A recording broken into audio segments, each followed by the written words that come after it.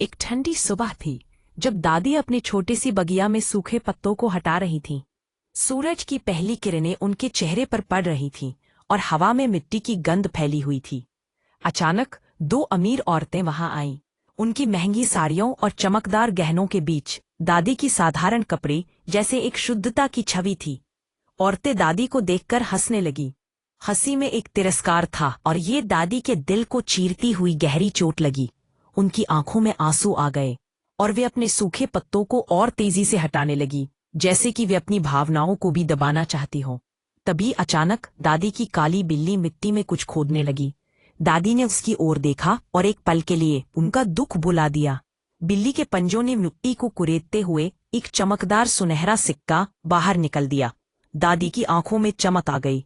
ये सिक्का उनके लिए एक नए जीवन की संभावना की तरह था। उन्होंने उसे आंगन में बो दिया, जैसे कि वो अपनी आशाओं को बीज के साथ मिलाकर फसल की तरह उगाना चाहती थी। कुछ दिनों बाद उस जगह से एक पेड़ उग आया। पेड़ पर रंग बिरंगी चॉकलेट लटक रही थी, जैसे कि यह स्वर्ग से उतरा हुआ कोई खजाना हो। दादी ने चॉकलेट को शहर में बेचना शुरू किया। जल्दी ही दादी अमीर बन गई और एक बड़े घर में रहने लगी। लेकिन धन और समृद्धि के बावजूद उनकी आंखों में वही उदासी थी। अब जब वह अपने नए घर में बैठती थी तो अपने फोन की स्क्रीन पर देखती थी, लेकिन कोई लाइक या सब्सक्राइब नहीं था।